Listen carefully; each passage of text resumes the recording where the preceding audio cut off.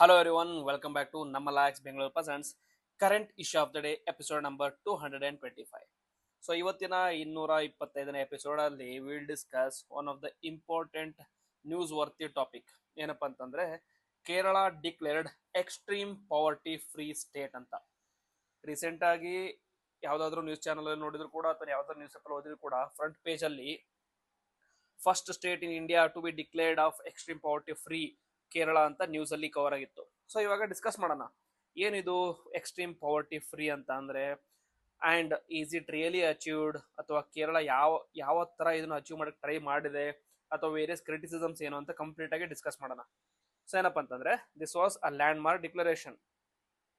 Announcement ಯಾರು ಮಾಡಿದ್ರೆ ಅಂದ್ರೆ, announcement to be made on November 2025. ಯಾರು ಮಾಡ್ತೀರ ಅಂದ್ರೆ LDF, ಲೆಫ್ಟ್ ಡೆಮೊಕ್ರೆಟಿಕ್ ಫ್ರಂಟ್ ಅನ್ನೋದೊಂದು ರೂಲಿಂಗ್ ಪಾರ್ಟಿ ಆಫ್ ಕೇರಳ, ಅವರು ಅನೌನ್ಸ್ ಮಾಡ್ತಾ ಇದ್ದಾರೆ.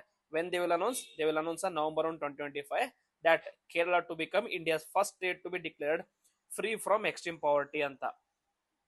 ನವೆಂಬರ್ 1 ನಮ್ಮ ಕರ್ನಾಟಕ ರಾಜ್ಯೋತ್ಸವ ಯಾವ ತರನೋ ಅದೇ ತರ ಕೇರಳ ಡೇ ಕೂಡ ಅಂತ ಸೆಲೆಬ್ರೇಟ್ ಮಾಡ್ತಾರೆ. ಅವತ್ತಿಂದ ಅನೌನ್ಸ್ ಮಾಡ್ತಾ ಇದ್ದಾರೆ. ಸೊ ಆ ಸೆರೆಮನಿಯಲ್ಲಿ it is to be declared by CM Pinarayi Vijayan at central stadium in Thiruvananthapuram. ಯಾರ್ಯಾರು ಇರ್ತಾರೆ ಜೊತೆಗೆ ಮೋಹನ್ ಲಾಲ್, ಮಮ್ಮೂಟಿ ಹಾಗೂ Kamal Haasan as special guest ಎಲ್ಲ ಇದ್ದಾರೆ. ಸೊ ಸಿಂಬಾಲಿಕ್ ಮೈಲ್ಸ್ಟೋನ್ ಏನಪ್ಪಾ ಅಂತಂದ್ರೆ, it represents Kerala's long legacy in welfare and inclusive governance. So ಕೇರಳದಲ್ಲಿ ಒಂದು ಸೆಲ್ಫ್ ಟ್ಯಾಗ್ ಇದೆ, ಏನಂತಂದ್ರೆ ಗಾಡ್ಸ್ ಓನ್ ಕಂಟ್ರಿ ಅಂತ ಸೆಲ್ಫ್ ಟ್ಯಾಗ್ ಇದೆ. ಒಂದು this represents their natural resources ಕೂಡ ರೆಪ್ರೆಸೆಂಟ್ ಮಾಡುತ್ತೆ, ನ್ಯಾಚುರಲ್ ಬ್ಯೂಟಿ ಕೂಡ ರೆಪ್ರೆಸೆಂಟ್ ಮಾಡುತ್ತೆ. ಆಮೇಲೆ ಅಲ್ಲಿಯ ಜನ ಏನು ಕನ್ಸಿಡರ್ ಮಾಡ್ತಾರೆ ಅಂದ್ರೆ, it is not only God's own country because of natural beauty, it is God's own country because of governance as well. So normal ಆಗಿ ಯಾವುದೇ ಒಂದು ಗವರ್ನೆನ್ಸ್ ಮೇಜರ್ಸ್ ತಗೊಂಡ್ಬಂದ್ರು ಕೂಡ ಇಂಡಿಯಾದಲ್ಲಿ ವೆಲ್ಫೇರ್ ಮೇಜರ್ಸ್ ಆಗಲಿ ಗವರ್ನೆನ್ಸ್ ಅಲ್ಲಿ ಟಾಪ್ ಅಲ್ಲಿ ಇರುವಂತ ಸ್ಟೇಟ್ ಯಾವ್ದಿರುತ್ತೆ ಅಂದ್ರೆ ಕೇರಳ ಇರುತ್ತೆ. ರೀಸೆಂಟ್ ಆಗಿ ಇಂಡಿಯಾ ಟುಡೇ ಅವರ ಸಮೀಕ್ಷೆಯಲ್ಲಿ ಮೋಸ್ಟ್ ಸಿವಿಕ್ ಸ್ಟೇಟ್ ಯಾವ್ದಂದ್ರೆ ಅದರಲ್ಲೂ ಕೂಡ ಕೇರಳ ಟಾಪ್ ಅಲ್ಲಿ ಬಂದಿದೆ. ಸೊ ಅದೇ ತರ they show that this extreme free of extreme poverty zone ಇಂದ it just is a symbolic milestone, it represents Kerala's long legacy ಅಂತ. ಸೊ ಯಾವ ತರ ಅಚೀವ್ ಮಾಡಿದ್ರಪ್ಪ ಅಂತಂದ್ರೆ, ಇದನ್ನ ಅಚೀವ್ ಮಾಡೋದಕ್ಕೋಸ್ಕರ ಕೇರಳ ಗೌರ್ಮೆಂಟ್ ಅವರು ಒಂದು ಸ್ಕೀಮ್ ನ ಲಾಂಚ್ ಮಾಡಿದ್ರು. ಏನಪ್ಪ ಸ್ಕೀಮ್ ಲಾಂಚ್ ಅಂತಂದ್ರೆ, ಸ್ಕೀಮ್ ಹೆಸರು ಏನಪ್ಪಾ ಅಂತಂದ್ರೆ ಎಕ್ಸ್ಟ್ರೀಮ್ ಪಾವರ್ಟಿ ಇರಾಡಿಕೇಶನ್ ಪ್ರೋಗ್ರಾಮ್ ಅಂತ. ಎಕ್ಸ್ಟ್ರೀಮ್ ಪಾವರ್ಟಿ ಇರಾಡಿಕೇಶನ್ ಪ್ರೋಗ್ರಾಮ್ ಯಾವಾಗ ಲಾಂಚ್ ಮಾಡಿದ್ರು ಅಂದ್ರೆ 2021 ನಲ್ಲಿ ಲಾಂಚ್ ಮಾಡಲಾಗಿತ್ತು ಬೈ LDF ಗವರ್ಮೆಂಟ್. ಪ್ರೋಗ್ರಾಮ್ ಏನ್ ಐಡೆಂಟಿಫೈ ಮಾಡ್ತಂದ್ರೆ, the identified 64,006 families as extremely poor. ಯಾವ್ದ್ರ ಮೇಲೆ? Based on the food, shelter, health and livelihood criteria ಅಂತ. ಸೊ ಫುಡ್ ಇನ್ಸೆಕ್ಯೂರಿಟಿ ಎಷ್ಟಿದೆ, inadequate housing and landlessness, poor health access, unstable livelihood conditions ಮೇಲೆ 64,000 ಫ್ಯಾಮಿಲಿಗಳನ್ನ extremely poor ಅಂತ identify ಮಾಡಿದ್ರು. But ಇವಾಗ from 2021 ಇಂದ 2025 ಅಕ್ಟೋಬರ್ ಏನೇನು ಅಚೀವ್ ಮಾಡಿದ್ರ ಅಂತಂದ್ರೆ, according to the Kerala government ಏನ್ ಮಾಡಿದ್ರ ಅಂದ್ರೆ 1,03,099 individuals from 64,000 families were identified as poor, and 21,263 families received essential documents. 3,913 families were provided new houses. 1,338 families were allotted land, and 5,615 families received up to 2 lakh each for house renovation, and 3,822 families got livelihood assistance. ಇದರಿಂದ ಏನ್ ಹೇಳ್ತೀರ ಅಂತಂದ್ರೆ, over all ಆಗಿ 59,277 families were uplifted out of this extreme poverty zone. Next, so government claims complete successful transformation, and 3,913 houses were built, 1,338 lands were allotted, 21,263 documents were issued. So ಅದಕ್ಕೆ ಏನ್ ಹೇಳ್ತಿದ್ದಾರೆ ಅಂತಂದ್ರೆ, local self government minister of Kerala ಯಾರಪ್ಪ ಅಂತಂದ್ರೆ MB Rajesh ಅಂತ. Okay, MB Rajesh ಏನ್ ಹೇಳ್ತಿದ್ದಾರೆ ಅಂದ್ರೆ, this has been a successful story, ಅದಕ್ಕೋಸ್ಕರ Kerala is going to be declared as free from extreme poverty ಅಂತ. ಸೊ ಈ declaration what does this mean? Okay, national implications ಏನು, ಜೊತೆಗೆ ಪೊಲಿಟಿಕಲ್ ಸಿಗ್ನಿಫಿಕೆನ್ಸ್ ಏನಂತ. ಸೊ ನ್ಯಾಷನಲ್ ಲೆವೆಲ್ ಅಂತಂದ್ರೆ it showcases administrative implications. National impact ಏನಪ್ಪಾ ಅಂತಂದ್ರೆ, this particular event establishes Kerala as a model of social development. Already ಕೇರಳನ model of social development ಅಂತ ಕರಿತೀವಿ. This further reinforces it. Then projects Kerala's progressive image nationally again. ಅದಾದ್ಮೇಲೆ it reinforces state's decentralised planning and welfare delivery. So local self government minister claim ಮಾಡಿರ್ತಾರ everything happen because of ground level planning and ground level implementation ಅಂತ. Okay, next political significance ಏನಪ್ಪಾ ಅಂತಂದ್ರೆ it enhances Left Democratic Front's political narrative ahead of the elections. ಬರುವಂತ elections ಅಲ್ಲಿ the showcases good works done by the LDF party. LDF ಪಾರ್ಟಿಯಲ್ಲಿ major party ಯಾವ್ದಪ್ಪ ಅಂತಂದ್ರೆ communist party of Kerala, communist party Marxist. This also demonstrates commitment to inclusive governance and this positions Kerala as welfare leader among the Indian states. So very big news ಅಂತಾನೆ ಹೇಳ್ಬೋದು. This serves as an example for most of the rest of the country ಅಂತಾನೆ ಹೇಳ್ಬೋದು. But ಇದನ್ನ declare ಮಾಡ್ತೀವಂತ ಅಥವಾ announce ಮಾಡ್ತೀವಂತ ಹೇಳಿದ್ ಯಾವಾಗ ಅಂತಂದ್ರೆ ಆಲ್ಮೋಸ್ಟ್ 5-6 ಡೇಸ್ ಬ್ಯಾಕ್ ಅನೌನ್ಸ್ ಮಾಡಿದ್ರು. ಸೊ ಇವಾಗ ಕಾಂಟ್ರವರ್ಸಿ ಏನಾಗಿದೆ ಅಂತಂದ್ರೆ ಆಶಾ ವರ್ಕರ್ಸ್ ಮತ್ತೆ ಟ್ರೈಬಲ್ಸ್ ಮತ್ತೆ ಹಲವಾರು ಕಮ್ಯುನಿಟೀಸ್ ಆಫ್ ಕೇರಳ ಕ್ರಿಟಿಸೈಸ್ ಮಾಡ್ತಿದ್ದಾರೆ. ಇದು ಓನ್ಲಿ ಗವರ್ಮೆಂಟ್ ಡಿಕ್ಲೇರ್ ಮಾಡ್ಕೊಂಡಿರುವಂತ ಫ್ರೀ ಸ್ಟೇಟ್ ಇದು, ಬಟ್ ರಿಯಾಲಿಟಿ ಇಸ್ ಡಿಫ್ರೆಂಟ್ ಅಂತ. ಏನಿದು ಅವರ ಕ್ರಿಟಿಸಿಸಮ್ ಏನಂತ ನೋಡ್ಕೊಂಡ್ ಬರೋಣ. So first Asha workers protest ಏನಪ್ಪಾ ಅಂತಂದ್ರೆ our lives belie yours claim ಅಂತ.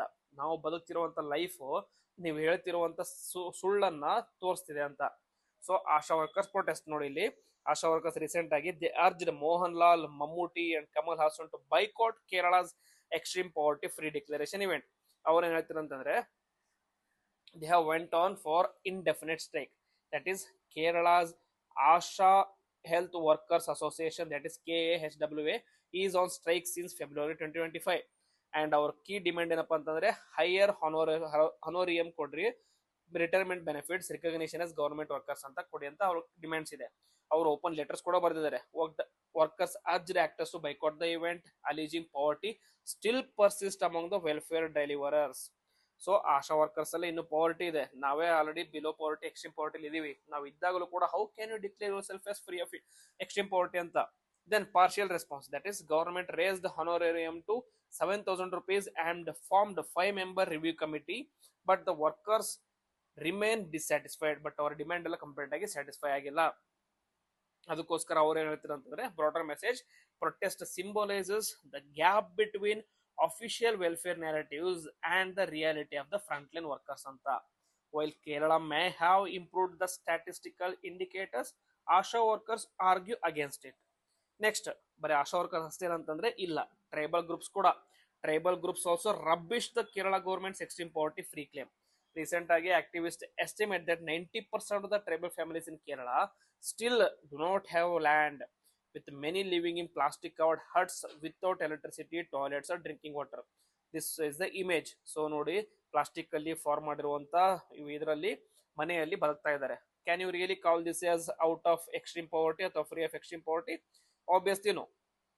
Okay, this looks like the very embodiment of extreme poverty ಅಂತಾನೆ ಹೇಳ್ಬೋದು. Very embodiment of extreme poverty ಅಂತಾನೆ ಹೇಳ್ಬೋದು ಇದನ್ನ. ಸೊ ಹಾಗಿದ್ರೆ ಟ್ರೈಬಲ್ ಲೀಡರ್ಸ್ ಏನ್ ಹೇಳ್ತಾರೆ? Poverty free but not for us. Manikuttan Paniyan ಯಾರಪ್ಪ ಅಂದ್ರೆ ಈಸ್ ಅ ಟ್ರೈಬಲ್ ಆಕ್ಟಿವಿಸ್ಟ್. ಇವ್ರು ಹೇಳ್ತಂದ್ರೆ how can the government claim to have eradicated poverty when we cannot afford even a single meal a day.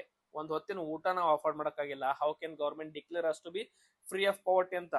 ಅವ್ರು ಹೇಳ್ತಾ ಇದಾರೆ ಅಂದ್ರೆ landlessness, 90% of the tribal families remain landless. ನಮಗೆ ಜಾಗನೇ ಇಲ್ಲ ಬದುಕೋಕೆ ಅಂತೇಳಿ. Education crisis, that is thousands of the childrens have dropped out of school. And then basic amenities, many live in plastic huts without toilets, electricity and safe water.